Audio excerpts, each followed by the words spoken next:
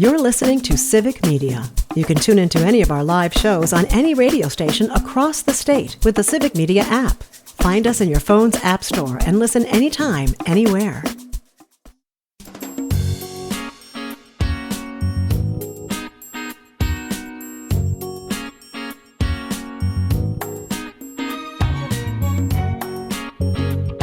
Live across Wisconsin on Civic Media, you're listening to Mornings with Pat Kreitlow, powered by Up North News.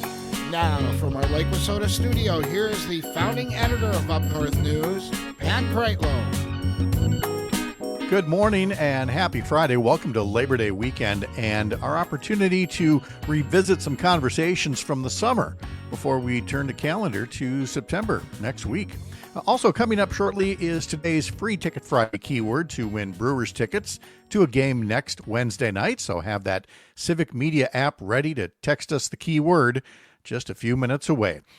We're also going to hear from Tom Nelson about his new book about the Edmund Fitzgerald and how it really was a metaphor for an American economy that went from building things like ships to sinking corporate loyalty to American workers. Also, we talk about how far we've come with technology. I mean, at least we're not playing 8-tracks anymore. First, however, an interview that was especially sad, but needs to be rerun for two reasons. Today happens to be the day that Corrine Hendrickson told us she was going to be closing her home daycare center in New Glarus. And we run this clip about her decision because it reinforces the notion that the legislature and the governor may have agreed on a new state budget, but what they worked out is nowhere near what is still needed to address the crisis of affordable childcare in our state. Here's how she responded when we asked about how the lack of long-term support to Wisconsin childcare providers literally hits home for her. What it means for all of us in childcare and the families that we care for and educate and their employers who have those parents employed is it's still going to be a disaster. Cindy, who's up in Green Bay, is one of our weekend members, and they're calling this program a bridge. First off, it's a bridge to where? To nowhere. But she actually said it's a plank in a pond payment because it's not a bridge. It's just one lonely board floating in uncertainty. And that really hit because it's not what Governor Evers is saying. He keeps saying in these press releases that, this is going to make childcare more affordable. It's not. We are raising our rates. I sat down and did my math. And in order for me not to take a $15,000 pay cut due to ages and the loss of 20% a month, I had to raise my rate $60 a week, which would be $350 for children under 2 and $320 for 2 and up. And in New Glarus, it's not tenable. I've lost 3 children so far due to rates. 2 of them were on subsidy. And so last year I struggled to fill my 3 spots, and it was September. I was starting to think I might have to close, and I couldn't do it again. So I talked to my parents this last week, let them know that I'm not going to be able to, I will not be able to morally try to stay open and try to fill 3 spots with parents that I'm like, yeah, if I'm still open, you can have a spot. How do I do that to them? How do I do that to their employers? They think they have a spot, but they're not sure. They're going to keep looking, as they should. And so I made the difficult decision that August 29th is my last day. I was able to get the kids that I have here into another group center because at that time, that's when they have turnover and that's when they have openings. So my 4 kids are probably going to stay together and they're going to be able to go there. But I am now trying to figure out what I'm going to do. One of my kids on Monday, she looked at me, she goes, Corrine, why don't you get to be a teacher anymore? And that just about broke my heart because that's what I do. And then another parent asked me, they're like, oh, we're all going to the same place. And then they're like, what are you going to do? And I said, you know what? I haven't figured that out yet. So that's the way that all of us in this field work. We think about the children and families, and then we think about ourselves. And so now I'm trying to figure out what I'm going to do next. My heart is breaking for you and for these kids and for these families. And it's not just you. You're not the only provider who's looking at this. It's all of us. And making a rather difficult decision. And look, even if there's follow-up legislation, because we talked about how the funding is really only there for 1 year. But as you've mentioned before, that's a lack of security that you can no longer live with. And who knows how many more are only going to be in business for 1 more year. Right. And that's the other thing is All the providers I'm talking to across the state, they're looking at raising their rates $10, $15 a week, maybe more now, to try and keep the teachers they have, or the family childcare providers. They're looking for second jobs so they can stay open. That is not okay. We work 50 hours with kids already, and then we're supposed to go and work somewhere else so the parents can afford us. This is not okay. That's Corrine Hendrickson, whose child care center was scheduled to wrap up after today. Next, let's listen back to our conversation with Tom Nelson, the Outagamie County executive and former legislator, whose book about the sinking of the Edmund Fitzgerald did way more than retell a sad story about a freighter lost in Lake Superior back in the mid-'70s. It got into the not really that mysterious cause and how it parallels other decisions in government and the economy that took down the post-war boom of the 50s and 60s. Tom and I have known each other going back a long time, so I had to give him a little grief about the book first. The book is co-written with Gerald, is it Podair? How do you say it? Podair. Podair. How much of this did he write? Because it's really good. Yeah, I wrote. Thank you. I wrote the book, and he helped with the editing, a little bit of editing, and then also consulting. He had another book project, so he was limited in what he could do for this project, but he was absolutely indispensable. He was the one who encouraged me to do this in the first place, because I came to him with 3 ideas, and the Fitzgerald book was actually number 2 or number 3. I wanted to do something different, and he looked at this and he said, "You know what, Thomas, this is history." He's a professor emeritus of history at Lawrence University in Appleton. He's very well published, knows this area very well, and he explained, "Look, this is history. History is taking a popular, maybe cultural event that occurred in the past, and then helping it to explain a broader phenomenon," which is the heart of what this book's about. Plus, as you find out, there's brand new material, exclusive interviews, people related to the Fitzgerald sinking that have come forward for the first time, shedding light on some mysteries of what really happened that night, before and after. Yeah, you went out, you knocked on doors and called on family members and other people who were tied to it, either, attorneys and others to get these stories. Before we get to the metaphor, let's get to the ship itself, which for the behemoth that it was, and it was this workhorse for years and years, but it was clear that, like with other things, corporations sometimes took shortcuts without thinking about the safety of the workers. Exactly. You got it right there. You nailed it in one sentence. And I think the reason why we haven't talked about these things is, exactly for what you said. It was this behemoth. It was this workhorse. It was one of the largest ore ships on the lakes. But that also explains why it was not seaworthy, why it should not have set sail from Superior that night. The hull was a wreck. They had been tack welding it for several seasons. It was known as a wet ship, which meant that it took on a lot of ballast and it kept it in there. And after seasons, when they would dig out the ballast hold, that sometimes there was up to 6 feet of dirt and sludge. So this ship was in no condition. The Coast Guard regulatory outfit, the American Shipbuilding Bureau, they knew it was in no shape to run, despite the fact that they continued to certify it. And as the attorneys found out, and they brought to light through this deposition, they found one of the crew members, the only crew member who did not part of the Fitzgerald in 1975 season, but was not on the ship the night that it sank, and he spilled the beans. He put forward, he did so in a federal deposition in St. Paul in December of 1978, and so it has all been accounted for. And based on my research, which I believe I did extensive research, that this has only appeared in one other publication, and that was a Star Tribune story back in 1997. And I think it goes a long way in explaining the truth of what really happened, why it sunk. And so part of the purpose of this book was the metaphor, but also to bring some sense of justice to these families who were not done right by Ogilvy Norton and still have not 50 years later. No, and again, the amount of settlement they got varied, again, depending like their representation. You talked with, I would say, legal legend Toby Markovich. Exactly, up there in Superior. He had a big part. Superior. Oh, yeah, absolutely. I mean, he's just larger than life, and the role that he played. And then you even get into later the decision to retrieve the bell as a symbol, but also as a way to say, that's it, no more poking around, the wreck, leave this grave site undisturbed. disturbed. But let's take it to, again, that metaphor for the post-war economy. Although I shouldn't say post-war economy, because there was just so much growth post-war. But I guess the right way to say it is, I think a lot of it was taken for granted. And that's when you started to see shortcuts. That's when you started to see, you really get into the notion of, we used to build ships. And then the thought was, well, we can just pay to have ships made elsewhere. And that was one of many indications of how our custodianship of the American economy started to turn.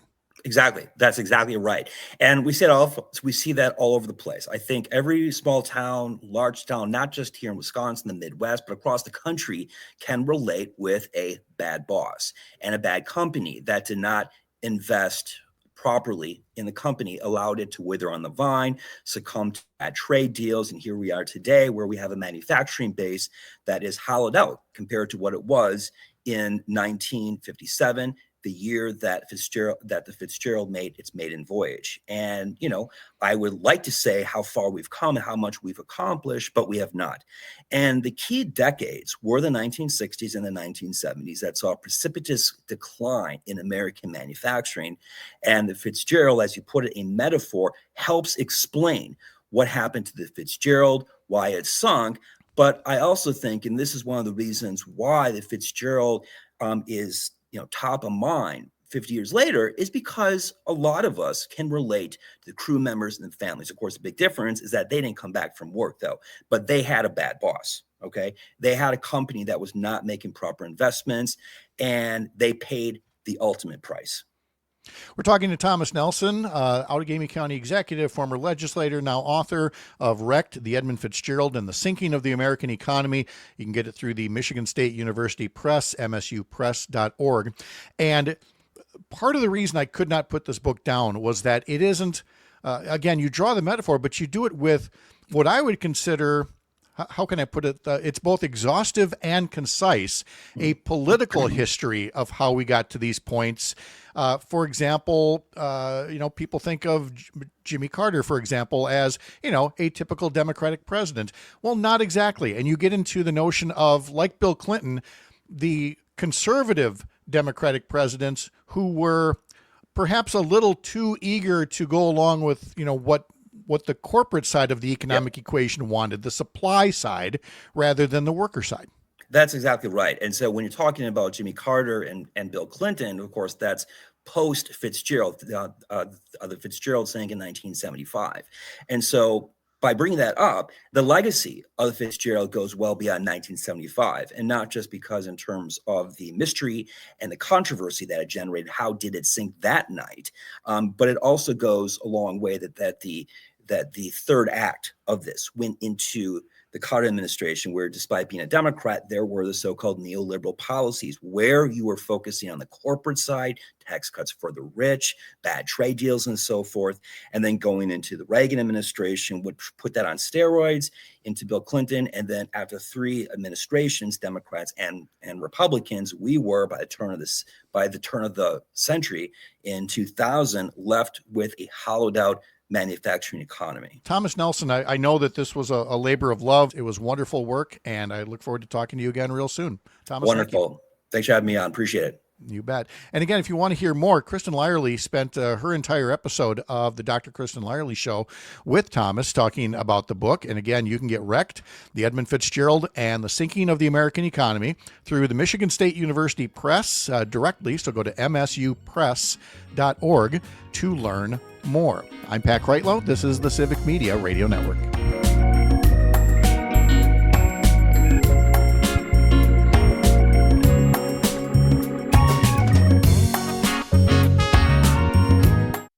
You're listening to Civic Media. Stay up to date on the latest news and information for your local community and Wisconsin by signing up for our free email newsletter. Visit civicmedia.us/email to get started.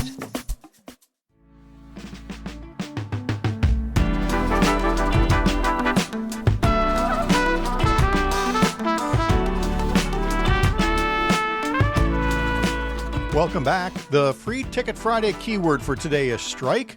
More about the drawing for Brewers tickets to an upcoming game in a little bit. First, Which is the more classic summer meal, BLTs or sweet corn?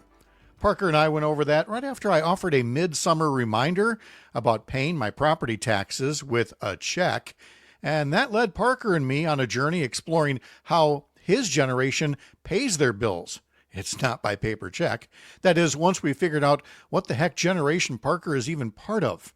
Maybe he should list it next to his Venmo profile or something. I wrote out a paper check and I put it in a mailbox. And I can just hear other people going, "You did, what is this? What is this thing, Grandpa, that you did?" That's a thing? You have checks? I still do have to. In fact, here, let me go get the one here. Oh, boy. So these are the ones that are, they make carbons. And it used to be that, you'd write so many checks a month for all the bills, and you'd go through a box of checks in no time. Yeah. The first one in this one is from November 16th, 2020. That's how long this checkbook has been around. Yeah. Yeah. Yep. Times change. Times do change. Yes. Sorry, jiggling the monitor over here.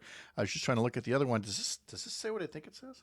Oh boy. It does. April 20th of 2017 on the other bank account. So, because why do we have two banks? Because direct deposit in two different banks from our different employers. 2017. It's taken to write the checks on that one. I do pay a lot of things electronically.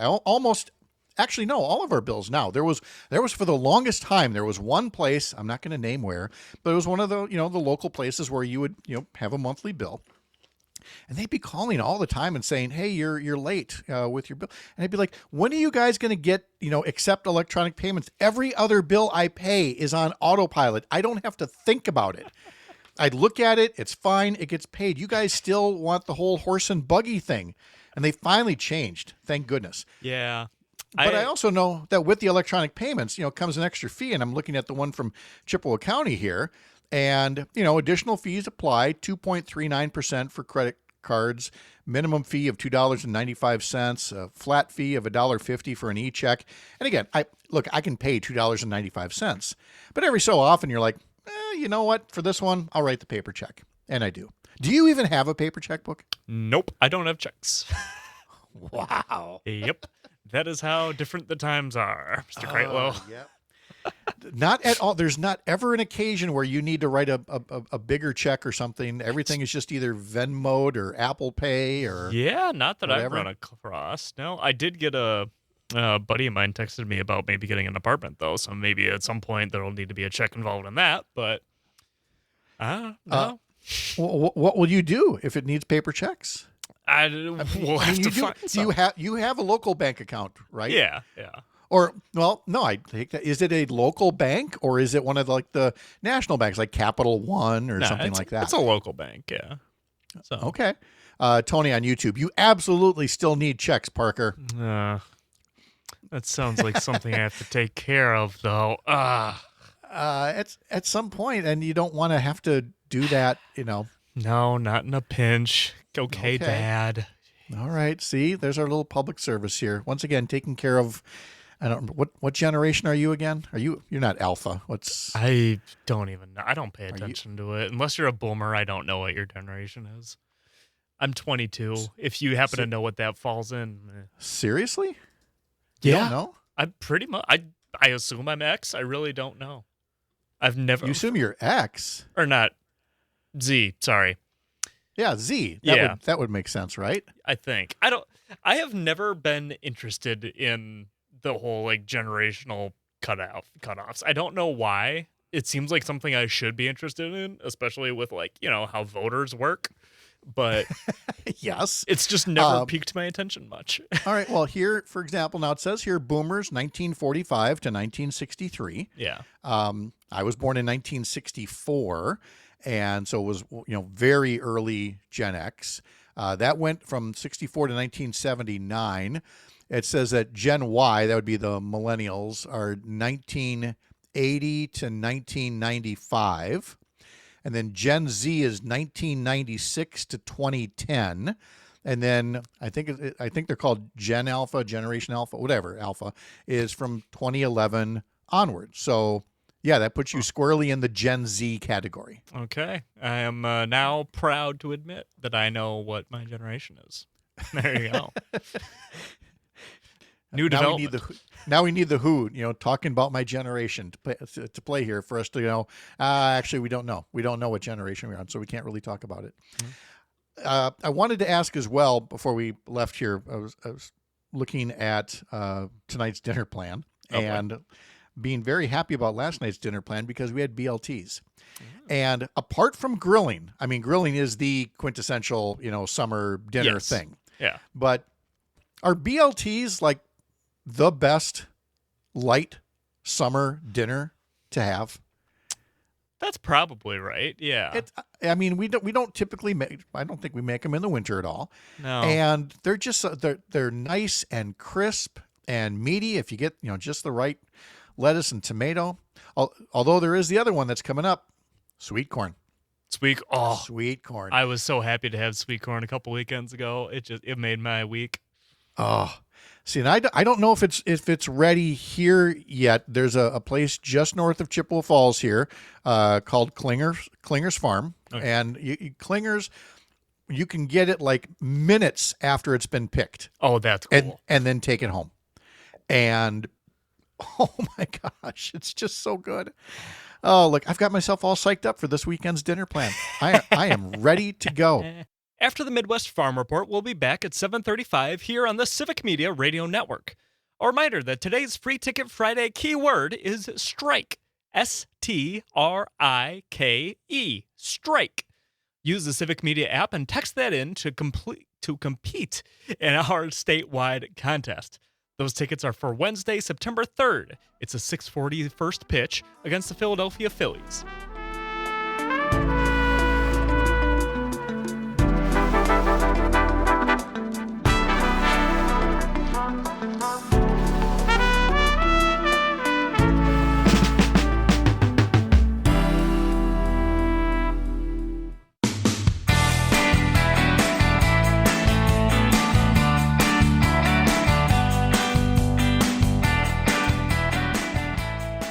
Let's take some time right now in our homeroom segment to talk a bit about declining enrollment, state aid, and school referendums.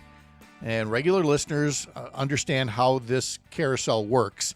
And so rather than listening to me blather on about it, we wanted to bring in an expert, a business manager from one of the school districts where declining enrollment is an issue, and explain how the current state funding system either helps or hurts school districts that are hit with declining enrollment, which again is happening for a couple of different reasons. It's not just demographics. It's not just, a generational drop in birth rates. It's also the growth of the voucher program, peeling away kids whose parents are sending them to private, usually religious schools, and now getting taxpayer-funded assistance, subsidies, to do so. It only makes the declining enrollment problem worse for districts like Chippewa Falls, where Chad Trowbridge is the business manager and joins us this morning. Chad, good morning. How are you? I'm great, Pat. Good morning to you, and thanks for having me today. Well, we appreciate it. We really respect the job that you do, and we know what a challenge that it is. So let's just start overall with the matter of declining enrollment. I mean, there are only so many school districts that actually are growing population. We don't have that baby boom going on anymore. So we know that declining enrollment is, kind of a regular way of life in so many of our Wisconsin school districts. But do we have a system in place right now so that business managers like you can look at these numbers and say, well, enrollment's declining, but, not in a way that's going to cause us to have to make some dire financial choices? Well, yes, it is definitely a problem statewide, not just for Chippewa Falls. I should point out, I think we were an anomaly over the past 20 or 30 years, while many school districts, certainly in northern Wisconsin and even in the Chippewa Valley were declining in enrollment. We were on a growth pattern. So it was a little unique here in Chippewa Falls. We kind of stood out as a place that was growing. And I think, primarily it's the demographic shift that probably has caught us the most. I think we were going to start to experience a decline at the start of the pandemic. That was kind of the first indicator for us that, our lower birth rates entering our kindergarten grades were starting to get smaller. But I do think that the pandemic probably exacerbated that problem just a little bit. It helped or encouraged people to pursue other educational options, be it virtual, be it homeschool. A lot of school age kids went to work during that time. Learning virtually was something that what we found out wasn't the best for the majority of our population. So if I think there's a lot of reasons for declining enrollment. Certainly, the first you mentioned the demographic shift. Part of it's not scientific. People just don't have as many kids as they used to. And when I say that, a lot of people nod their head. Yep, a lot of people we know either don't have kids or have one kid or two kids.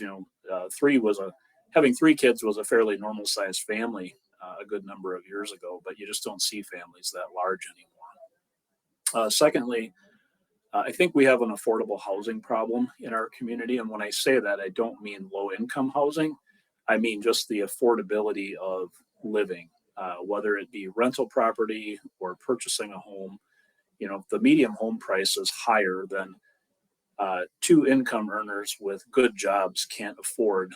That's not going to encourage families to come to our community.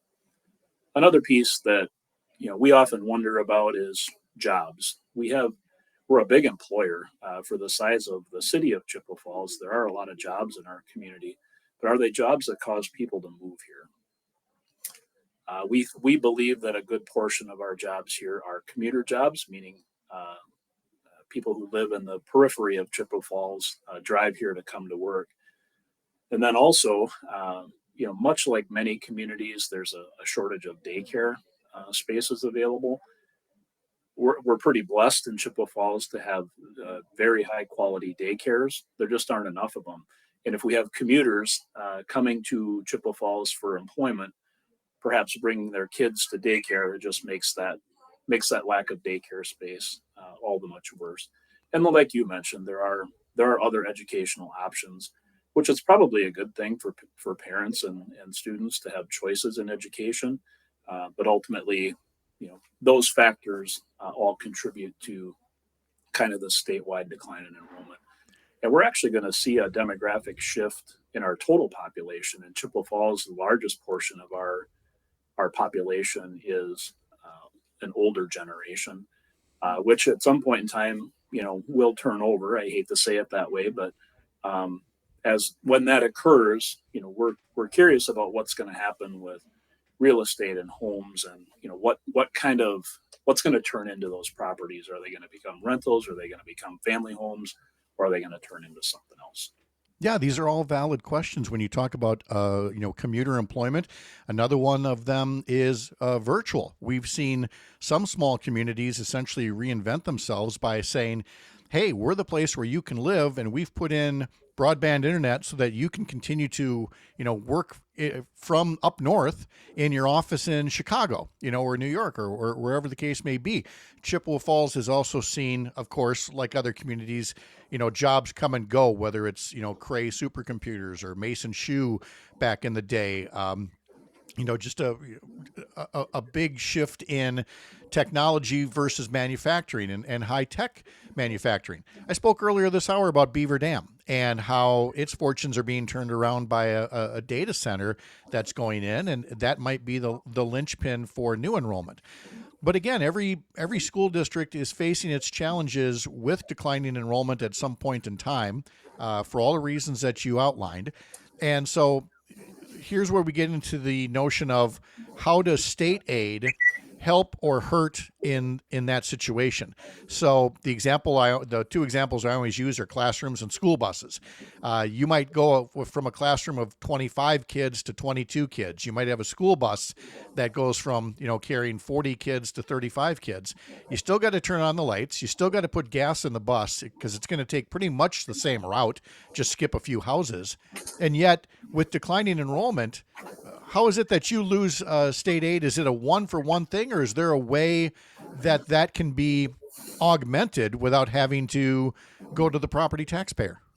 I'll touch on that, and I'm going to shift gears for just a second. So state aid is really a factor of the expenses the district makes per property value per student. So if we have a high student population and a high property value, that kind of works out pretty well economically.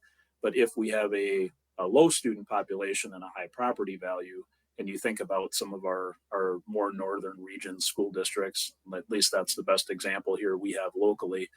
They have a very low student population, but a very high property value. The state aid formula doesn't really benefit them at all. But it really comes back to the revenue limit. Revenue limits were put in place for Wisconsin schools back in 1994. And it was really a kind of a three-pronged approach to ultimately controlling property taxes at the time. And they called it the three-legged stool. It was based on the premise of a revenue limit, the qualified economic offer, and 2/3 funding of education at the state level. Well, the qualified economic offer went away with Act 10 in around 2011, 2012. And then the 2/3 funding commitment for state aid has also gone away. So the only prong that's left is revenue limits. And ultimately, for a lot of schools that were not in declining enrollment, the revenue limit just hadn't kept pace with inflation. And for us, during the time of the pandemic, there was a lot of federal money that was thrown at education. And the intent of that money was to bolster education. Well, here in Wisconsin, there weren't revenue limit increases. And the message was loud and clear: use your federal dollars to plug your budget hole. We were all saying, hey, okay, well, that can work. We understand that, but we have to have a way to backfill that federal revenue when it goes away. And in the last biennial budget, I think our state did as good as they can. They did increase the revenue limit, but it was only about half of what was lost from the exit of federal funding.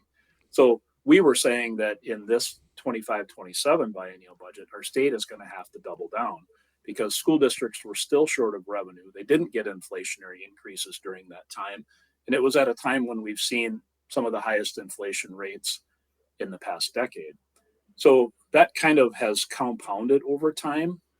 And if you recall, Governor Evers used his veto pen to give school districts a $325 per pupil increase for, at the time, it was 400 years. Well, there's 398 years remaining in that. So we are going to get a $325 per pupil increase. That's great, but it doesn't backfill any of that revenue. And when we talk about this $325 per pupil, it's a good increase. It's less than 3%. So it sounds like a lot of money, but it's really not. It's really just, plus or minus inflation here or there. And I always say before Act 10, when revenue limits were indexed to inflation, we were seeing consumer price index and the revenue limit at $271 per pupil. So 271 13 years ago versus 325 today really doesn't make up a gap anywhere. So in the revenue limit, that's made up of two factors. It's state aid and property taxes. So if there's an increase in the revenue limit, it should technically be split between state aid and property tax. The legislature did not put any money into the state aid formula. So when we look at this year's revenue limit, it's going to increase taxation at a time where state aid is not going to go up. So it's going to create a local burden here. And really for any school district in the state of Wisconsin, there will be some aid distribution based on each individual school district statistics. But for us, we're very close to average, so we would expect it to be fairly neutral. So when we went, Chippewa Falls School District went to an operational referendum in 2024, and we did that for 3 years. We had some declining enrollment issues, some exit of federal funding issues that were creating a deficit for us. We did a 3-year operational referendum, $2.5 million a year for 3 years, because we wanted to get through this biennial budget process to determine if revenue was backfilled, there would lessen the need for an operational referendum. But if it was not sufficient, we would have to go back to an additional operational referendum at some point in time. So, and I definitely see that is that's in the cards for many school districts when you put $0 new dollars into it. It's a great explanation of the situation. Chad Trowbridge, the business manager for the Chippewa Falls Area Unified School District. Thank you very much for the background on it, Chad. I know what a challenging time this is, but thanks for taking a little time to offer up some explanation and background for our listeners. Thanks for having me, Pat. I appreciate it. You bet. Have a great day. Thanks again to Chad Trowbridge for joining us. That was such a great conversation on how funding our schools works. Coming up next on this Free Ticket Friday is Todd Alba. A reminder that our keyword for those tickets to that 6:40 game on September 3rd against the Phillies is strike. That's our keyword, STRIKE, strike. Text that in using the Civic Media app to enter in our statewide contest. Shows throughout the day will have keywords here on the Civic Media Radio Network. Make sure that you stick with us so that you have as many chances as possible to win those free tickets. All right, stick with us. Todd Alba and his awesomeness is going to be joining us right after this.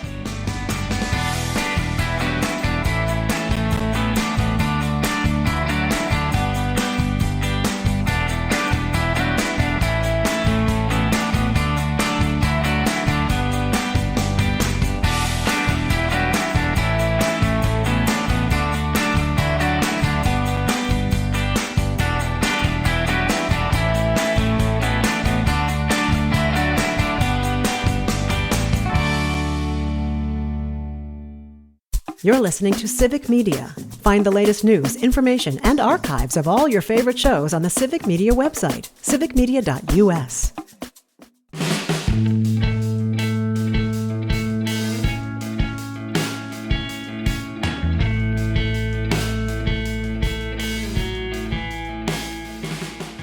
In our final clip this hour, we visit with Todd Alba and sound like a couple of old guys commiserating about technology, when Parker reminds us that it doesn't matter what the technology, there is still ample room for error in this day and age.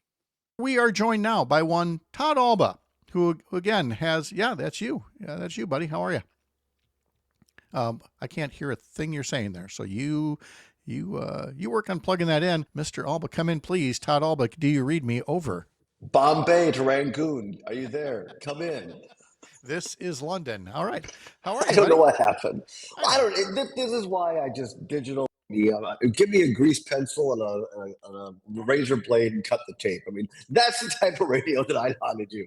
You know, the digital stuff. I don't know what's going on. Do you know? Did we talked about this in the little host retreat about cutting tape, and there are very, very, very few of us left who actually to edit things for radio on reel-to-reels, and you would have to mark it with a grease pen and then use a razor blade and then use some splicing tape to put things together. And now granted, I only used it. I mean, I can count on one hand. It was very rare because then other things were invented, cart machines and things that were eventually digitized.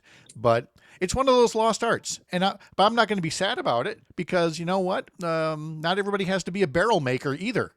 At some point, you move on to new occupations, you change with the times. But we'll always need people who can take the events of the day and put it in perspective. Radio hosts like Todd Alba, you are indispensable. We try. I'm not sure about that, but thank you very much. As are you. But no, there's something, the tactical part of that era of radio, and I'm not sorry that I was a part of it, but I'm not necessarily sorry that that part's past either. Because it is easier when you get to digital, but. Yeah, there was something cool about having the reel-to-reel. For those that don't remember, it was just a thin piece of tape on two plastic reels.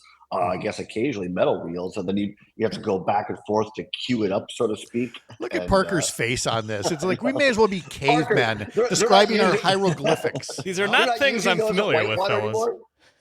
Never did that at Whitewater. I've heard of it. Never teach this at Whitewater. No. Unbelievable. No. Didn't get that Platteville education. Yeah. You know what? Yes, exactly right. It's worked out well for you so far, and that's fine. Yeah. I was listening to, I don't remember if it was John and Gordy or maybe it was you, somebody talking about these old, like who had 8-track players in their car.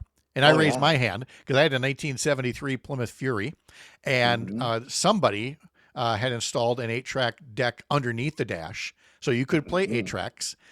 So I had one of them, but there's fewer of them all the time. But I'm old enough to remember. Do you remember Columbia House? Where you get like House, the records, the record club, where you'd get like 10 cassettes for a penny. Right. Yeah. Then it got to the point where you could check a box. Do you want those 10 albums on cassette, or do you want them on CD? I'm old enough to remember when reel to reel was one of the options. No. From Columbia House, you could get an album sent to you on a big old, reel. Do you have any of those yet? Oh no, I never got one. I'm just saying I remember when it was an option. Yeah. I mean, they'd probably be worth money now. They might. But I do have about a half a dozen 12-inch reels from my early radio days. I would love to hear those. We should get those out. I would love to hear them too. Is there even a reel to reel at Civic Media? I know RCO has it. Richard Centerware would have Well, been. of course, RCO. Right. It's a legacy. I mean, it's got a Victrola in there, for the love of God. It's. If you dig those out, here's the deal, Parker. Keep us honest. If Pat digs out his reel-to-reel radio days, I'll dig out my 3/4-inch tape of my talk show for Unity of Platteville from 1993. Oh boy. Well, look, if you can find a machine that plays your 3/4-inch tape, I also have plenty of 3/4-inch tape from my early TV days. It's not. There's so much more than just that 1982 tornado warning that is on YouTube right now with my big 80s hair. There's all kinds of embarrassing clips from both of us that we can play if we embrace, once again, the aging technology that is currently in technology's waste bin. There is a picture of me from a report that I did for a class, and it has an auto captioner on in Premiere, and it mishears my name and hears a PA in the background, and it says, "For UWW-TV News, I'm part girls, and you can get your pictures taken here."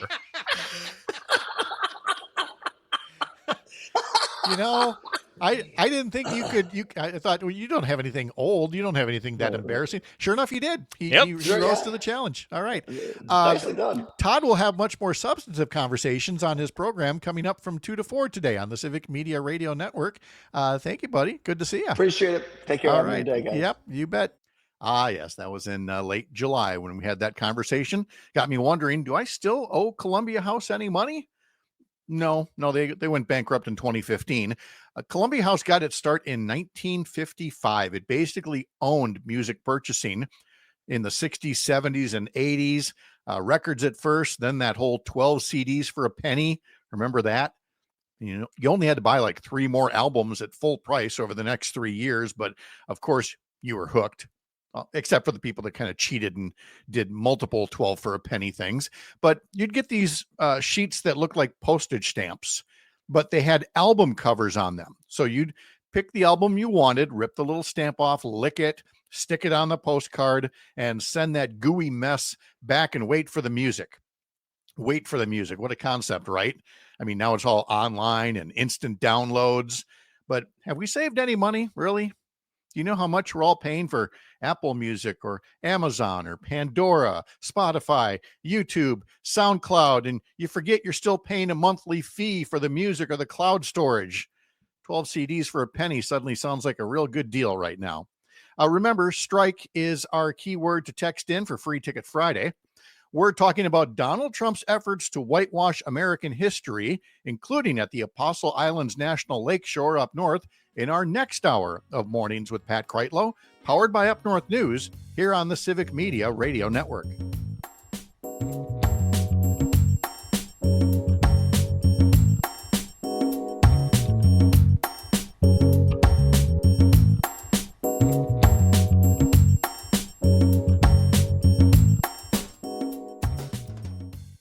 The national news cycle never stops, but it can be hard to find news about your local community. Civic Media is dedicated to providing quality local and state news coverage across Wisconsin. With the Civic Media app, you can get notifications about local stories that matter to you and your community. Find the free Civic Media app in your phone's app store and choose notifications from the menu to tell us what kind of news you want to hear about.